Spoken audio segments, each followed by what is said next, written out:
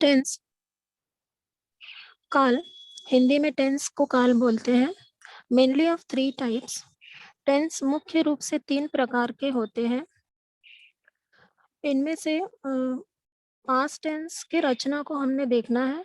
3 प्रकार मेन उसके कौन से हैं देखते हैं। पास्ट टेंस भूतकाल बोलते हैं जिसे, प्रेजेंट टेंस वर्तमान काल, फ्यूचर टेंस भविष्य काल।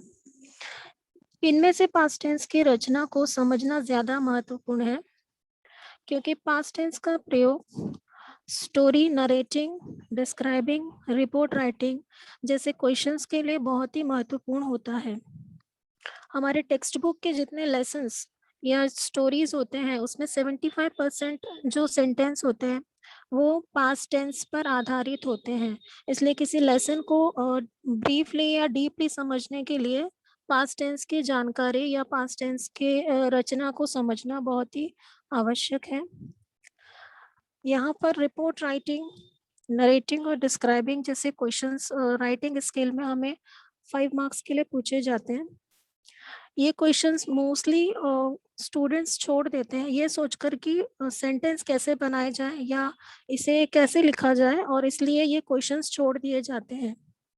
लेकिन ये क्वेश्चंस स्कोरिंग है और इसकी रचना करना बहुत ही इजी है।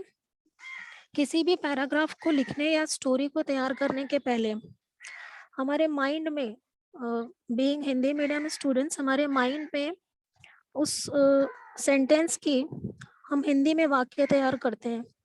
हमारा माइंड हिंदी में वाक्य तैयार करता है और वो हमारी मातृभाषा में हम तैयार करते हैं, और फिर हम उसे ट्राई करते हैं कि इंग्लिश में उसे लिखा जाए।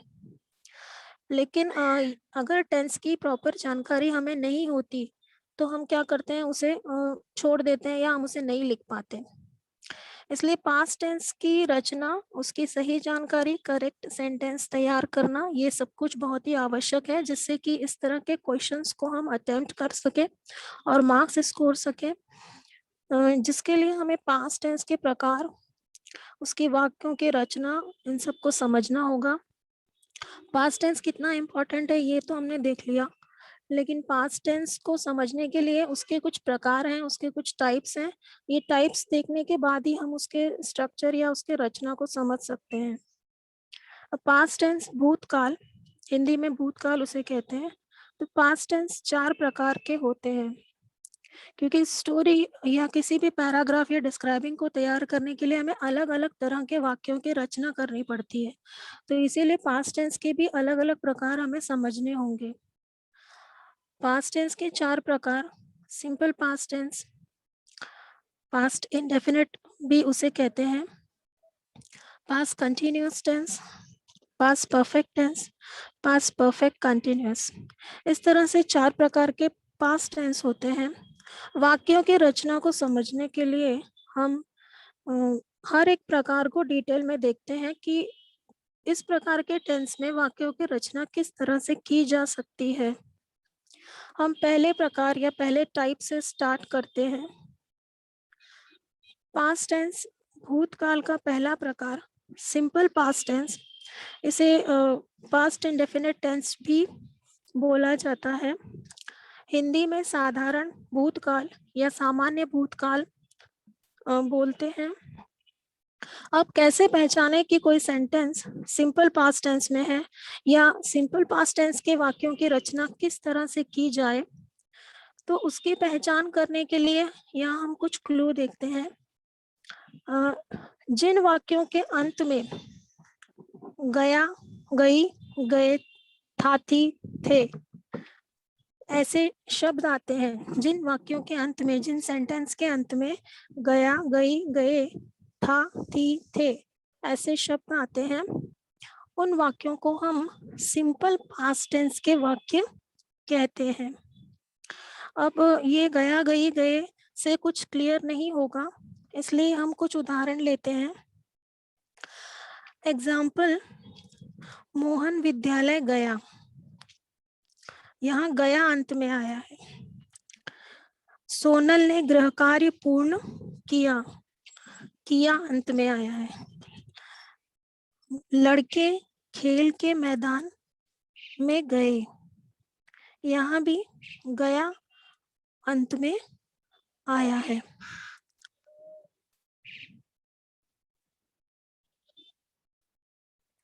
लड़कियों ने मधुर गीत गाया, अंत में गाया। इन वाक्यों में भूतकाल में क्रिया हाल ही में कंप्लीट हुई होती है। जैसे विद्यालय जा चुका है, हाल ही में गया है, तो यहाँ क्रिया भूतकाल में हाल ही में पूरी हो गई होती है। अब ये हिंदी के वाक्य तो हमने देख लिए, गया, गई, गए, लेकिन इन्हीं वाक्यों को अगर हम इंग्लिश में लिखने का प्रयास करें तो इनकी रचना किस तरह से की जा सकती है। पास्ट टेंस में वाक्य रचना सेंटेंस फॉर्मेशन करने के लिए मुख्य क्रिया मेन वर्ब के सेकेंड फॉर्म का प्रयोग करते हैं। ये बहुत ही आवश्यक है और हमें इस पे ध्यान देना है कि पास्ट टेंस में अगर सिंपल पास्ट टेंस के वाक्य रचना की जा रही है तो हमें मेन वर्ब का सेकेंड फॉर्म प्रयोग में लाना है और सहायक क्रिया के रूप में डिड का प्रयोग करते हैं। और यदि हम सहायक क्रिया का प्रयोग कर रहे हैं तो वहां पर हमें सहायक क्रिया के रूप में डिड का प्रयोग करना होता है। ये हम आने वाले अभी हमारे आगे के लेसन्स में देखेंगे कि किस तरह से डिड का प्रयोग होता है और क्या क्या चेंजेस होते हैं। अब हम देखते हैं पास्ट टेंस की, सिंपल पास्ट टेंस की वाक्य रचना का रूल क्या है, या सिंपल पास्ट टेंस की वाक्य रचना किस तरह से की जाती है। तो वाक्य रचना के लिए वाक्य की शुरुआत, जैसे कि अब एग्जाम्पल में हमने देखा था मोहन विद्यालय गया, तो वाक्य की शुरुआत यहाँ सब्जेक्ट से होती है और रूल इसका है सब्जेक्ट प्लस मेन वर्ब का सेकेंड फॉर्म प्लस ऑब्जेक्ट। यहाँ सब्जेक्ट कर्ता डूअर ऑफ द एक्शन है, यानी किसी भी वाक्य में जो क्रिया हो रही है वो क्रिया करने वाला जो व्यक्ति है कर्ता, जिसे हिंदी में हम बोलते हैं, इंग्लिश में subject. MV stands for main verb, यहाँ मेन वर्ब के लिए शॉर्ट फॉर्म का प्रयोग किया है NV। वो आने वाले सभी टाइप्स में हम MV का इस्तेमाल करेंगे। तो मेन वर्ब मुख्य क्रिया, कर्ता द्वारा कौन सी मुख्य क्रिया की जा रही है तो उसका हमें सेकेंड फॉर्म प्रयोग में लाना है। ऑब्जेक्ट, यहाँ कर्ता द्वारा की गई क्रिया किससे संबंधित है तो वो ऑब्जेक्ट हमारा होगा। रूल हमने देखा, लेकिन रूल के आधार पर वाक्य रचना प्रैक्टिकली कैसे की जाती है। दिए गए रूल के आधार पर कुछ वाक्यों की रचना हम करते हैं। हम अपना ऊपर दिया हुआ एग्जाम्पल लेते हैं, मोहन विद्यालय गया।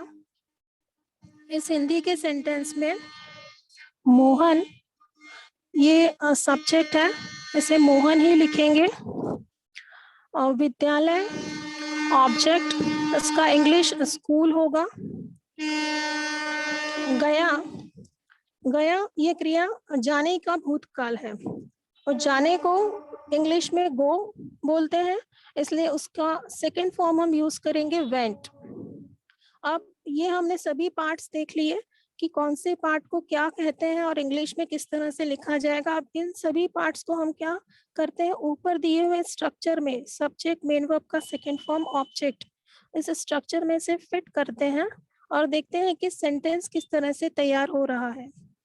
सब्जेक्ट की जगह मोहन लिखेंगे, मेन वर्ब का सेकंड फॉर्म में हम वेंट लिखेंगे, मोहन वेंट, और ऑब्जेक्ट में स्कूल आएगा तो मोहन वेंट टू स्कूल। ये हम लोगों का सिंपल पास्ट टेंस का सेंटेंस हुआ। इसी तरह से हम कुछ और सेंटेंस एग्जाम्पल के तौर पर देखते हैं और बेहतर समझेंगे इसे। सोनल ने गृह कार्य पूर्ण किया। सोनल क्योंकि सब्जेक्ट है इसलिए सोनल को सोनल ही लिखा जाएगा। अब सोनल द्वारा की गई क्रिया पूर्ण करना, तो उसने कंप्लीट किया है, लेकिन रूल के हिसाब से हमें कंप्लीट का सेकेंड फॉर्म प्रयोग में लाना है, इसलिए सोनल कंप्लीटेड। अब सोनल ने क्रिया किस संदर्भ में की है तो होमवर्क, सोनल कंप्लीटेड होमवर्क। इसी तरह से दूसरे एग्जाम्पल, लड़के खेल के मैदान में गए। लड़के बॉयज, द बॉयज।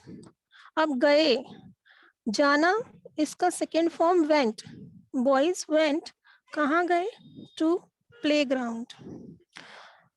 लड़कियों ने मधुर गीत गाया, लड़कियां द गर्ल्स। अब गाया, उन्होंने गाने की क्रिया की है। गाने को हम सिंग इस तरह से संबोधित करते हैं इंग्लिश में। तो सिंग का सेकेंड फॉर्म यहाँ हम प्रयोग में लाएंगे, क्योंकि रूल है कि हमें सेकेंड फॉर्म का प्रयोग करना है।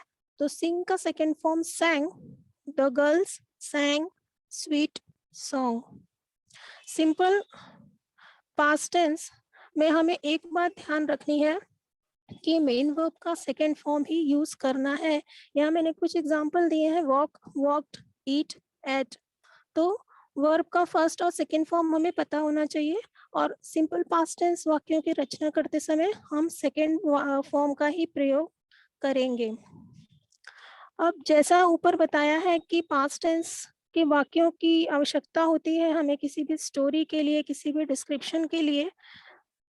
तो यहाँ जो एग्जाम्पल्स अभी देखे गए वे सभी अफर्मेटिव सेंटेंस थे, मतलब सभी सकारात्मक वाक्य थे। सोनल ने गृह कार्य पूर्ण किया, boys went to playground, girls sang sweet song, सभी सकारात्मक वाक्य हैं। लेकिन किसी भी पैराग्राफ को तैयार करते समय या किसी भी स्टोरी को लिखते समय सिर्फ और सिर्फ अफर्मेटिव सेंटेंस का प्रयोग ही नहीं किया जाता। हमें कई बार नकारात्मक नेगेटिव वाक्यों की रचना की आवश्यकता भी होती है, और इसीलिए नकारात्मक वाक्य अर्थात के negative sentence simple past tense में किस तरह से तैयार किए जा सकते हैं उसकी रचना को समझना भी बहुत जरूरी है। उसकी रचना इस तरह से है, subject plus helping verb plus not plus main verb का फर्स्ट फॉर्म प्लस ऑब्जेक्ट। यहाँ एक बात ध्यान देनी है, जब वाक्य में सहायक क्रिया डिड का प्रयोग करेंगे, यहाँ HV लिखा गया है। HV stands for helping verb, और इसके ऊपर हमने बताया था कि जब हेल्पिंग वर्ब का हम प्रयोग करेंगे तो हेल्पिंग वर्ब को डिड के रूप में, डिड इस हेल्पिंग वर्ब का प्रयोग सिंपल पास्ट टेंस में किया जाता है। तो जब वाक्य में सहायक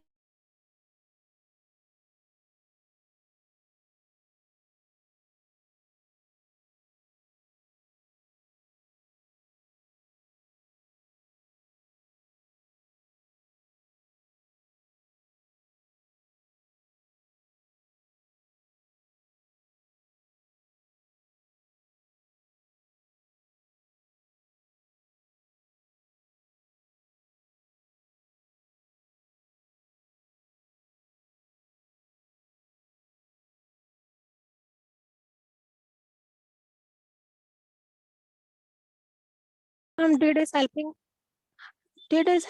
का प्रयोग करेंगे, और जब डिड हेल्पिंग वर्ब का प्रयोग किया जाएगा मेन वर्ब का फर्स्ट फॉर्म प्रयोग में लाया जाएगा। उदाहरण द्वारा हम इसको समझेंगे। मोहन वेंट टू स्कूल, ये हमारा प्रीवियस एग्जाम्पल है।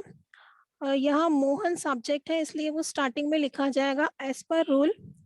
Helping verb did not, Mohan did not. अब वेंट यहाँ सेकेंड फॉर्म में दिया है, क्योंकि डिड नॉट का प्रयोग ऑलरेडी किया जा चुका है, इसलिए हम लिखेंगे Mohan did not go to school. Go is first form of main verb went. इसी तरह से दूसरे एग्जांपल्स देखते हैं। Geeta sang sweet song, Geeta subject है, गीता से स्टार्ट करेंगे, गीता डिड नॉट। अब sang यह सेकेंड फॉर्म है, डिड लगाया है, इसलिए उसका फर्स्ट फॉर्म लिखेंगे, Geeta did not sing sweet song. sing first form of main verb sang। इसी तरह से Sonal completed homework, Sonal did not. Complete यह फर्स्ट फॉर्म हम यहाँ प्रयोग करेंगे, जो कि कंप्लीटेड द्वितीय फॉर्म हमने यहाँ लगाया था, उसका प्रेजेंट रूप है या उसका फर्स्ट फॉर्म है। पास्ट टेंस के नेगेटिव सेंटेंस तैयार करने के लिए इन शॉर्ट हमें हेल्पिंग वर्ब डिड नॉट का प्रयोग करना है और मेन वर्ब का फर्स्ट फॉर्म यहाँ पर प्रयोग में लाना है। वाक्यों की रचना सिर्फ अफर्मेटिव और नेगेटिव ही नहीं होती। कन्वर्सेशन या डायलॉग दिखाते समय स्टोरी में हमें कई बार क्वेश्चन सेंटेंस या प्रश्नवाचक वाक्यों की भी आवश्यकता होती है, और इसीलिए पास्ट टेंस या सिंपल पास्ट टेंस के इंट्रोगेटिव प्रश्नवाचक सेंटेंस किस तरह से तैयार किए जाएं। यहाँ इंटरोगेटिव के लिए हम लोग यस नो टाइप के क्वेश्चंस या वर्बल क्वेश्चंस का स्ट्रक्चर देखते हैं। यस नो टाइप या वर्बल क्वेश्चंस तैयार करने के लिए हम हेल्पिंग वर्ब से सेंटेंस स्टार्ट करेंगे। पहले की तरह सब्जेक्ट नहीं, हेल्पिंग वर्ब से सेंटेंस शुरू होगा। उसके बाद सब्जेक्ट मेन वर्ब का फर्स्ट फॉर्म लिखकर हम अंत में क्वेश्चन मार्क लगाएंगे। डिड हेल्पिंग वर्ब का प्रयोग करने पर मेन वर्ब का फर्स्ट फॉर्म प्रयोग में लाया जाएगा। ये बात यहाँ हमें ध्यान देनी है। एग्जाम्पल से इसे समझते हैं। Geeta sang sweet song. अब हेल्पिंग वर्ब डिड लगाएंगे। Did Geeta sing sweet song. Sonal completed homework. Did Sonal complete homework. Complete ये फर्स्ट फॉर्म यहाँ पर प्रयोग में लाया गया है। इंटरोगेटिव सेंटेंस में अंत में क्वेश्चन मार्क हमें जरूर लगाना है, क्योंकि हमें प्रश्नवाचक तैयार करने हैं। प्रश्नवाचक में प्रश्न चिन्ह जरूरी है। एक कंपैरेटिवली देखते हैं कि सिंपल पास्ट टेंस में हमने देख लिया कि अफर्मेटिव सेंटेंस कैसे तैयार करने हैं, नेगेटिव सेंटेंस कैसे तैयार करने हैं, और इंटरोगेटिव यस नो टाइप। उसके कंपैरेटिव कुछ एग्जांपल्स और देखते हैं। जैसे he met his wife 6 years ago. He did not meet. Met second form, meet first form. I graduated from the university. I did not graduate. Second form, first form. They watched a movie yesterday. They did not watch.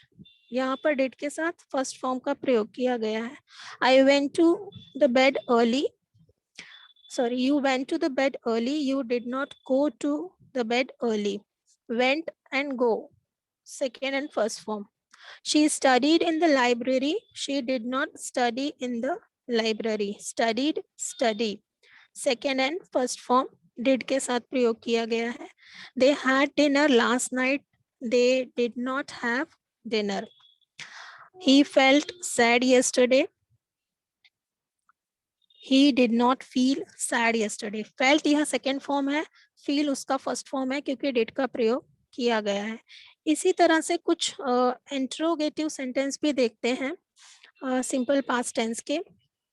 यहाँ पर sentence बनाने के लिए जैसा rule है, helping verb से शुरू करेंगे। Did he feel sad yesterday, question mark. Did they watch a movie, question mark. Did he meet her, question mark. Did she study in the library, question mark. Did the police find any clues? Did you go to the bed early? यहाँ पर in short या sum up के लिए हमें ये जानना है या समझना है कि सिंपल पास्ट टेंस की वाक्य रचना अगर अफर्मेटिव की जा रही है तो हम सब्जेक्ट में मेन वर्ब का सेकेंड फॉर्म प्रयोग में लाते हैं। अगर हम सिंपल पास्ट टेंस के नेगेटिव सेंटेंस की रचना कर रहे हैं तो हेल्पिंग वर्ब डिड का प्रयोग करते हुए हम मेन वर्ब का फर्स्ट फॉर्म लिखते हैं। और यदि सिंपल पास्ट टेंस के इंट्रोगेटिव सेंटेंस तैयार किए जा रहे हैं तो हेल्पिंग वर्ब को स्टार्टिंग में लिखेंगे डिड से वाक्य शुरू करते हुए मेन वर्ब का फर्स्ट फॉर्म और अंत में क्वेश्चन मार्क लगाया जाता है। तो ये हम लोगों का सिंपल पास्ट टेंस जिसके अफर्मेटिव, नेगेटिव और इंट्रोगेटिव सेंटेंस। अब पास्ट टेंस के दूसरे प्रकार या दूसरे टाइप्स की तरफ चलते हैं। पास्ट कंटिन्यूअस टेंस जिसे अपूर्ण भूतकाल भी बोलते हैं, क्योंकि पास्ट कंटिन्यूअस टेंस में भूतकाल में क्रिया हो रही थी, क्रिया पूरी नहीं हुई थी, कंटिन्यूएशन में थी, इसलिए अपूर्ण भूतकाल। तो पास्ट कंटिन्यूअस के वाक्यों को किस तरह से पहचाना जाए कि कौन से वाक्य पास्ट कंटिन्यूअस के हैं, या पास्ट कंटिन्यूअस के वाक्यों की रचना को किस तरह से समझें। जिन वाक्यों के अंत में रहा था, रही थी, रहे थे ये शब्द आते हैं, ऐसे वाक्य पास्ट कंटिन्यूअस टेंस में होते हैं। अब जिन वाक्यों के अंत में रहा था, रही थी, रहे थे ये कुछ क्लियर नहीं होगा, कुछ एग्जाम्पल से इसको समझते हैं। जैसे कि गोपाल कागज की नाव बना रहा था, रहा था अंत में आया है। वे क्रिकेट खेल रहे थे, यह अंत में आया है। सोनल पतंग उड़ा रही थी, रही थी आया है, वे गृह कार्य पूर्ण कर रहे थे। तो रहा था, रही थी, ये सेंटेंस हमारे पास्ट कंटिन्यूअस के सेंटेंस है। ये तो समझ में आया कि रहा था, रही थी, ये पास्ट कंटिन्यूअस के सेंटेंस है। लेकिन इसकी रचना किस तरह से की जाए, तो इसके रचना के लिए हमें कुछ और बेसिक रूल और नियम समझने हैं। जैसे पास्ट कंटिन्यूअस में हेल्पिंग वर्ब वॉज वेयर का प्रयोग करते हैं। अब दो हेल्पिंग वर्ब हैं, इसके पहले हमने सिर्फ एक ही हेल्पिंग वर्ब देखा था, डिड। यहाँ दो हेल्पिंग वर्ब है, वॉज और वेयर। तो वॉज कहाँ प्रयोग में लाना है और वेयर, तो आई, ही, शी, इट, इनके साथ हमेशा हम वॉज का प्रयोग करेंगे। अगर कोई नाम दिया है सिंगुलर किसी इंडिविजुअल का, तो वहां पर भी हम वॉज का प्रयोग करेंगे। मीना, टीना, गीता इस तरह का नाम है, तो वहां भी वॉज का प्रयोग किया जाएगा। इसी तरह से यू, वी, दे, इनके साथ वेयर का प्रयोग करते हैं। और सिंपलेस्ट फॉर्म में देखा जाए तो जो अनेक वचन होते हैं या जो प्लूरल नंबर होते हैं उनके साथ वेयर, और जो एक वचन यानी सिंगुलर नंबर होते हैं उनके साथ हम वॉज का प्रयोग करते हैं। ये helping verb past continuous tense में यूज किया जाता है। इसके वाक्य की रचना किस तरह की होती है, तो यहाँ वाक्य सब्जेक्ट से शुरू करना है, सब्जेक्ट प्लस वॉज वेयर, और डिपेंडिंग ऑन द सब्जेक्ट कि सब्जेक्ट क्या है, प्लूरल है या सिंगुलर है, वॉज या वेयर दोनों में से कोई एक हेल्पिंग वर्ब का प्रयोग किया जाता है। और वॉज वेयर के साथ मेन वर्ब का फर्स्ट फॉर्म और उसमें आईएनजी प्रयोग में लाया जाता है, और उसके बाद सब्जेक्ट लिखते हैं। हम स्ट्रक्चर्स में दिए हुए सेगमेंट्स को समझेंगे। सब्जेक्ट यहाँ करता है, डूअर ऑफ द एक्शन, और वॉज वेयर हमारा एचवी हेल्पिंग वर्ब है, सहायक क्रिया, और मेन वर्ब हमारी मुख्य क्रिया है। इस ऊपर दिए हुए रूल के आधार से वाक्य की रचना करते हैं और उसे और बेहतर तरीके से समझते हैं। वो फुटबॉल खेल रहा था। अब यहाँ वह रहा था है, इसीलिए मतलब वो वह है, तो हम लोग यहाँ वह सब्जेक्ट है और उसे ही लिखेंगे। और फुटबॉल, फुटबॉल यहाँ ऑब्जेक्ट है, और खेल, खेल ये मेन क्रिया है, मतलब कर्ता द्वारा की जाने वाली क्रिया क्या है, प्ले, तो उसका आईएनजी फॉर्म हम लिखेंगे प्लेइंग। अब ये सभी सेगमेंट्स तैयार हो गए, अब उस ऊपर दिए हुए स्ट्रक्चर में इसे फिट करते हैं, सब्जेक्ट प्लस वॉज वेयर। तो हमारे सब्जेक्ट की जगह हम लिखेंगे ही के साथ वॉज, और मेन वर्ब का फर्स्ट फॉर्म आईएनजी है, playing football, he was playing football. इस तरह से पास्ट कंटिन्यूअस टेंस की वाक्य रचना कर सकते हैं। कुछ एग्जाम्पल्स इसके देखते हैं हम। वे बाजार जा रहे थे, यहाँ वे के लिए दे शब्द का प्रयोग करते हैं, और जाने की क्रिया हो रही है, उसका आईएनजी फॉर्म गोइंग, और किस संदर्भ में है, बाजार। अब दे प्लूरल है, इसलिए दे वेयर गोइंग टू मार्केट। एक और सेंटेंस देखते हैं, मोहन पतंग उड़ा रहा था, सॉरी सोहन पतंग उड़ा रहा था। और सोहन सिंगुलर है, पर्सन का नाम है, इसके लिए इसके साथ वॉज आएगा, सोहन वॉज, उड़ाना flying kite, Sohan was flying kite. वह एक कहानी लिख रही थी है, इसलिए शी का प्रयोग किया जाएगा, शी सिंगुलर है, इसलिए वॉज, शी वॉज लिख रही, writing a story, she was writing a story. ध्यान देना है, सब्जेक्ट के साथ हमें वॉज वेयर के साथ मेन वर्ब का फर्स्ट फॉर्म आईएनजी और ऑब्जेक्ट, इन स्ट्रक्चर्स के आधार पर ही वाक्यों की रचना करनी है। सिंगुलर और प्लूरल को ध्यान में रखना है कि वॉज किसके साथ लगेगा और वेयर किसके साथ। मोस्टली मिस्टेक्स यही होती है कि सिंगुलर और प्लूरल में जम्बलिंग हो जाता है, एक वचन के साथ वॉज, बहुवचन के साथ वेयर, ही शी इट के साथ वॉज, यू वी दे के साथ वेयर। तो ये पास्ट कंटिन्यूअस के वाक्यों की रचना। अब पास्ट कंटिन्यूअस सिमिलरली जरूरी नहीं है कि पास्ट कंटिन्यूअस के अफर्मेटिव सेंटेंस ही हमें काम में आए, हमें पास्ट कंटिन्यूअस के नकारात्मक वाक्यों को भी देखना है और उसकी भी रचना को समझना है। तो पास्ट कंटिन्यूअस के नकारात्मक सेंटेंस या नेगेटिव वाक्यों की रचना का स्ट्रक्चर सिमिलरली यहाँ भी हमें helping verb plus not, helping verb में नॉट जोड़कर वाक्य जैसा है उसे वैसा ही लिखेंगे। तो पास्ट कंटिन्यूअस के नेगेटिव सेंटेंस बनाना या उसकी रचना करना बहुत आसान है। एक बार आपने पास्ट कंटिन्यूअस के वाक्यों की रचना सीख ली तो उसकी नेगेटिव सेंटेंस आप बहुत ही आसानी से बना सकते हैं। कुछ भी हमें नहीं करना, हमें हेल्पिंग वर्ब में नॉट ऐड कर देना है और सेंटेंस को एज इट इज यानी जैसा है वैसा ही लिख देना है। हम कुछ उदाहरण यहाँ पर देखते हैं, जैसे ही वॉज नॉट प्लेइंग फुटबॉल। यहाँ हेल्पिंग वर्ब वॉज में नॉट जोड़कर वाक्य को नकारात्मक यानी नेगेटिव बनाया गया है। They were not going to market, यहाँ पे वेयर नॉट इस हेल्पिंग वर्ब, वेयर इस हेल्पिंग वर्ब में नॉट जोड़ा गया। Sohan was not flying kite, was plus not. तो इस तरह से helping verb plus not past continuous के नेगेटिव सेंटेंस तैयार होते हैं। कुछ उदाहरण इसमें और देख लेते हैं। They were playing basketball after school, were playing affirmative sentence. He was eating food, was eating again affirmative sentence. The rain was raining tonight, was raining again affirmative sentence. She wasn't watching the movie, was not past continuous negative sentence. They were going to the library, were going again affirmative past continuous sentence.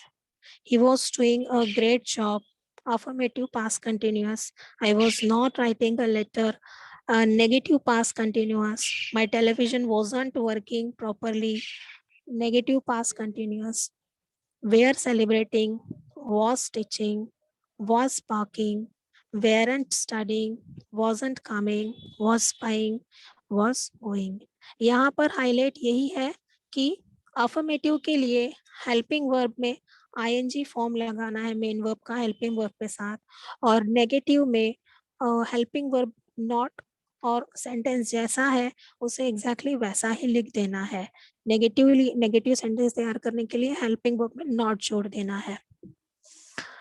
Past continuous के negative वाक्यों की रचना के साथ हमें past continuous के interrogative यानी प्रश्नवाचक वाक्य, यहाँ भी हम यस नो टाइप क्वेश्चंस या वर्बल क्वेश्चंस ही देखते हैं या समझेंगे, क्योंकि WH के लिए एक अलग कंसेप्ट तैयार हो जाता है।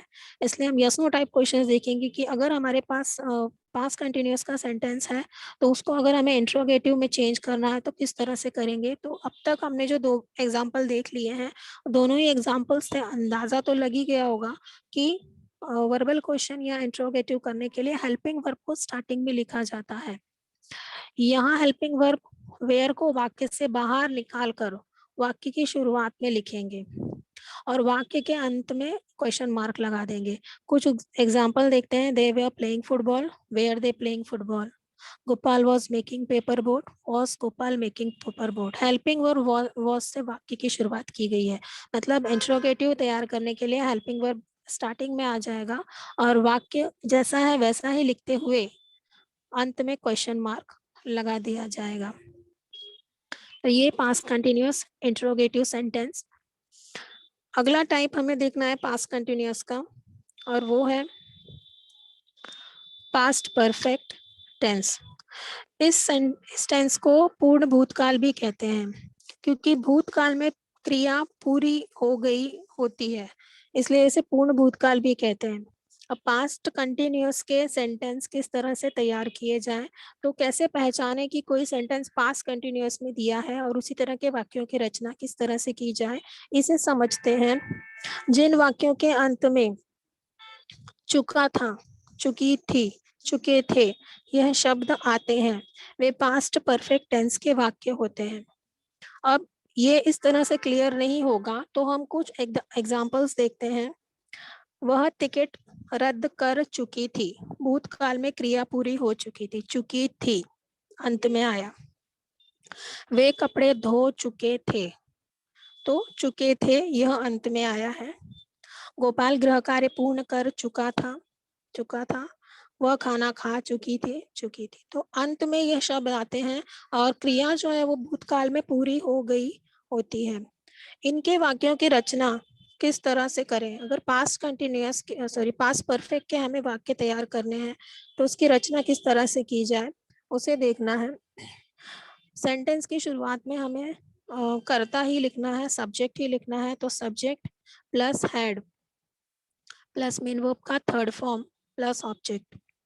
अब यहाँ एक बात ध्यान देनी है, सिंगुलर प्लूरल सभी के साथ हैड हेल्पिंग वर्ब का प्रयोग होता है। इसके पहले के टाइप में हमने देखा वॉज वेयर थे, सिंगुलर के लिए अलग हेल्पिंग वर्ब था, प्लूरल के लिए अलग हेल्पिंग वर्ब था, लेकिन पास्ट परफेक्ट टेंस में एक ही हेल्पिंग वर्ब है हैड, और ये हेल्पिंग वर्ब हमें हर तरह के सब्जेक्ट के लिए, चाहे वो सिंगुलर हो या प्लूरल हो, प्रयोग में लेकर आना है।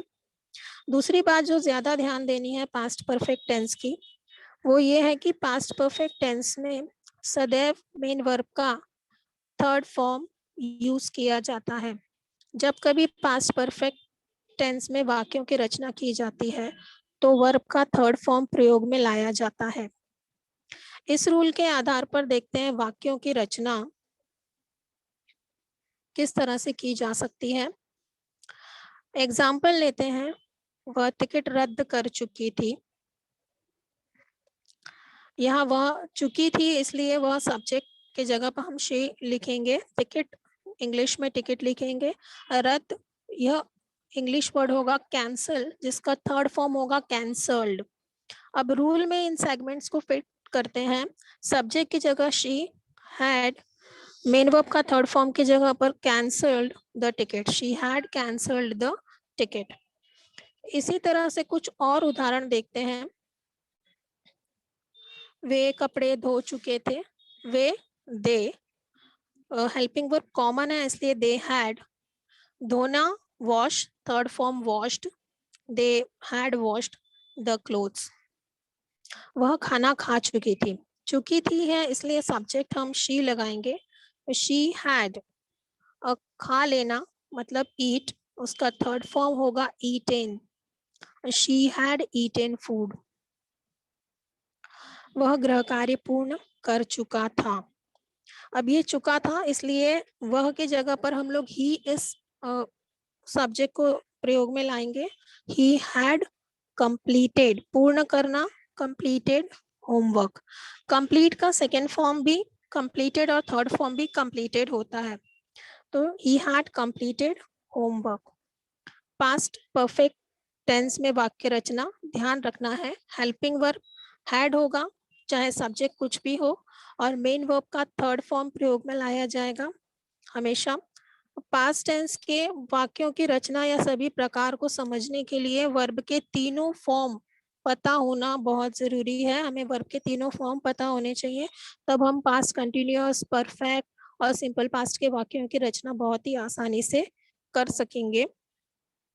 यहाँ पास्ट परफेक्ट के भी नेगेटिव सेंटेंस की आवश्यकता पड़ सकती है वाक्य रचना करते समय, और जैसे पहले हमने देखा पास्ट परफेक्ट के जो वाक्य हैं उसको नेगेटिव बनाने के लिए, नकारात्मक बनाने के लिए हम हेल्पिंग वर्ब में नॉट जोड़ेंगे।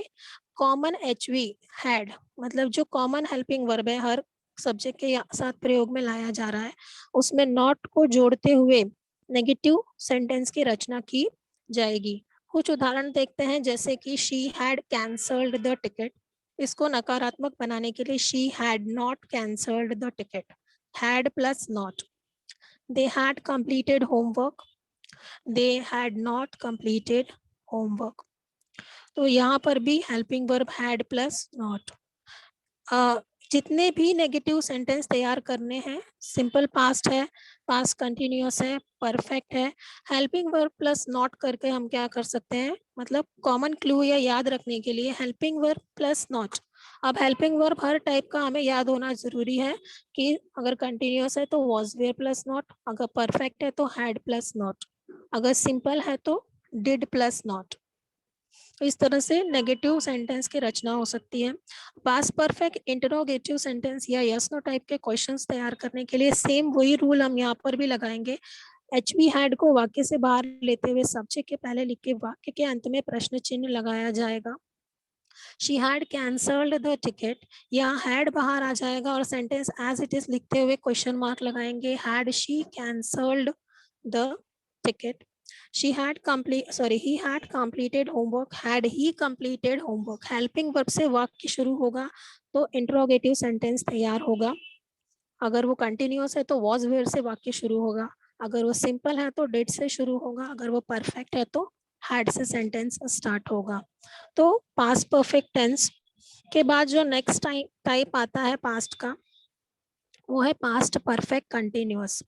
यहाँ थोड़ा कंफ्यूजन क्रिएट हो सकता है, क्योंकि किस तरह के सेंटेंस पास्ट परफेक्ट कंटिन्यूअस के होते हैं इसे समझना है। वाक्यों के अंत में रहा था, रही थी, रहे थे आता है, इसके साथ कार्य के होने का समय दिया होता है। अब रहा था, रही थी, रहे थे कंटिन्यूअस में भी था, इसलिए कंफ्यूज नहीं होना है। कंटिन्यूअस में सिर्फ रहा था, रही थी, रहे था, लेकिन पास्ट परफेक्ट कंटिन्यूअस में रहा था, रही थी, रहे थे के साथ कर्ता द्वारा किए गए कार्य का समय भी दिया होता है। ये थोड़ा और डिटेल में समझते हैं उदाहरण से। मोहन सुबह से क्रिकेट खेल रहा था है लेकिन टाइम दिया है सुबह से। वो 2 दिनों से लिख रही थी लेकिन समय दिया है 2 दिनों से। वे 3 बजे से दौड़ रहे थे लेकिन यहाँ पर भी समय दिया गया है 3 बजे से। मीना 3 घंटे से गा रही थी, तो यहाँ पे कार्य का समय भी दिया होता है। वाक्यों की रचना किस तरह से की जाए ये बहुत महत्वपूर्ण है, क्योंकि पास्ट परफेक्ट कंटिन्यूअस के सेंटेंस तैयार करने में कई बार मिस्टेक्स होती हैं, इसलिए इसे थोड़ा ध्यान देंगे। यहाँ पर मेन वर्ब का फर्स्ट फॉर्म आईएनजी के साथ प्रयोग किया जाता है, जैसा कि कंटिन्यूअस में होता है। इसका स्ट्रक्चर होता है subject had been, main verb का आईएनजी फॉर्म या first form plus ING, object plus since और फॉर। ये इसमें एक नया पॉइंट आया है, यहाँ पर हेल्पिंग वर्ब चेंज हुआ है, हैड बीन हुआ है, और जो चीज नहीं आई है वो सिंस और फॉर है। सब्जेक्ट हेल्पिंग वर्ब सहायक क्रिया, मेन वर्ब मुख्य क्रिया, सिंस फॉर जो है वो समय, यहाँ पे कार्य के होने का समय हमने देखा ना, तो सिंस फॉर जो है वो डिनोट्स टाइम, ये टाइम या समय को दर्शा रहा है कि क्रिया कब हो रही है। तो अब यहाँ क्वेश्चन अराइज होता है कि सिंस और फॉर का प्रयोग किस तरह से किया जाए, क्योंकि दोनों लिखे हैं, सिंस का प्रयोग में लाना है, फॉर का प्रयोग में लाना है। तो ये भी देख लेते हैं कि सिंस और फॉर का प्रयोग कैसे करना है। यूज ऑफ सिंस, अब सिंस का प्रयोग कब कब करेंगे? अगर वाक्य में before morning, evening, afternoon, before name of days, before name of months, before years, before o'clock, अगर हमारे सेंटेंस में मॉर्निंग, इवनिंग, आफ्टरनून लिखा है तो हम सिंस का प्रयोग करेंगे। बिफोर नेम ऑफ डेज, अगर हमारे सेंटेंस में किसी दिन का नाम लिखा है जैसे कि मंडे, ट्यूसडे, वेडनेसडे, तो हम सेंस का प्रयोग करेंगे। बिफोर नेम ऑफ मंथ, अगर मंथ का नाम है फॉर एग्जांपल मार्च, अप्रैल, में, तो भी हम सेंस का प्रयोग करेंगे। बिफोर ईयर और क्लॉक, अगर साल दिया है तो सिंस, और ओ क्लॉक अगर बजे दिया है 2 बजे, 2 o'clock, 3 o'clock, तो भी सिंस का प्रयोग किया जाएगा। तो फिर फॉर का प्रयोग कब किया जाएगा इसे भी समझना जरूरी है। For before number of days, संख्या दी है दिनों की, 2 दिन, 3 दिन, 4 दिन, तो फॉर का प्रयोग किया जाएगा। बिफोर नंबर ऑफ मंथ्स, अगर महीनों की संख्या दी है तो 2 महीने, 3 महीने, 4 महीने, तो हम फॉर का प्रयोग करेंगे। Number of week and years, अगर सप्ताह दिए हैं, नंबर मतलब कितने सप्ताह हैं, कितने साल हैं, तो वहां पर भी हम क्या करेंगे, फॉर का प्रयोग करेंगे, जैसे कि 2 सप्ताह, 4 साल। Before number of hours and minute, अगर घंटे और मिनट दिए हैं जैसे 2 घंटे, 3 घंटे, तो इन शॉर्ट जहां पर संख्या दी है जैसे दिनों की संख्या, महीनों की संख्या, वहां फॉर का प्रयोग होगा। जहां पर नाम दिए हैं डिस्क्रिप्शन के साथ, वहां सिंस का प्रयोग होगा। इसे उदाहरण से देखते हैं। वह 2 दिनों से लिख रही थी, अब यहाँ वह सब्जेक्ट है, लिख रही थी, इसलिए शी लगेगा, हैड बीन हेल्पिंग वर्ब होगा। शी हैड बीन राइटिंग, अब क्योंकि 2 दिन है, दिनों की संख्या दी है, इसलिए एज पर रूल हम फॉर का प्रयोग करेंगे। She had been writing for 2 days। कुछ और उदाहरण देखते हैं हम। मोहन सुबह से क्रिकेट खेल रहा था, सुबह से मॉर्निंग दिया है, ऊपर दिया है मॉर्निंग, आफ्टरनून, के लिए सिंस का प्रयोग होगा। तो Mohan had been playing cricket since morning. वे 3 बजे से दौड़ रहे थे, 3 बजे, ओ क्लॉक, ओ क्लॉक आया है, यहाँ भी सिंस लगेगा। They had been running since 2 o'clock। Meena 3 घंटे से गा रही थी, आवर्स आया है, यहाँ पर हमने देखा कि नंबर ऑफ आवर्स के लिए हमें फॉर लगाना है, तो Meena had been singing for 2 hours।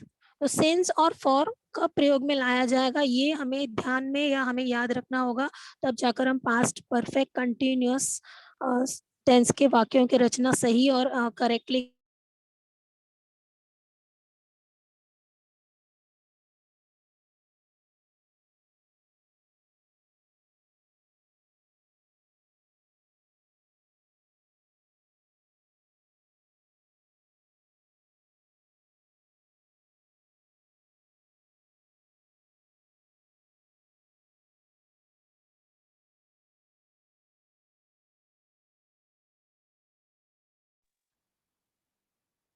Creative sentence तैयार करने के लिए हम क्या कर रहे थे, हेल्पिंग वर्ब को सेंटेंसेस बाहर लेते हुए स्टार्टिंग में लिख रहे थे। यहाँ हैड बीन को पूरा बाहर नहीं लेना है, हमें सिर्फ क्या करना है, हैड को सेंटेंस से बाहर लेते हुए स्टार्टिंग में लिखना है। इसका structure subject had subject plus been main verb का second first form I N G object since for question mark. मतलब हैड बीन इस हेल्पिंग वर्ब में से हैड को वाक्य से बाहर लेकर वाक्य की शुरुआत में लिखते हैं। कुछ एग्जांपल्स इसके देख लेते हैं। Mohan had been playing cricket since morning, had Mohan been playing cricket since morning. यहाँ मिस्टेक होती है, बच्चे हैड बीन पूरा का पूरा बाहर लेते हैं, हमें पूरा हैड बीन नहीं लेना, हमें हैड बाहर लेना है। Had Mohan been playing cricket since morning, she had been writing for 2 days, had she been writing for 2 days। यहाँ कुछ एग्जाम्पल्स दिए हैं नेगेटिव और इंट्रोगेटिव सेंटेंस के, किस तरह से हम तैयार किए गए हैं वो हमें देखना है। ठीक है, it's all over about past tense कि पास्ट टेंस के कितने प्रकार थे। आगे के सेशंस में आप अगले टेंस को देख सकते हैं। Sir over. सर टेंस उसके सभी प्रकार, उसके वाक्यों की रचना के रूल और स्ट्रक्चर्स देखे। आने वाले सब्सिक्वेंट सेशन में हम लोग क्या करेंगे, आगे के ग्रामर, आगे के टेंस के टाइप्स को पढ़ेंगे। Okay, thank you.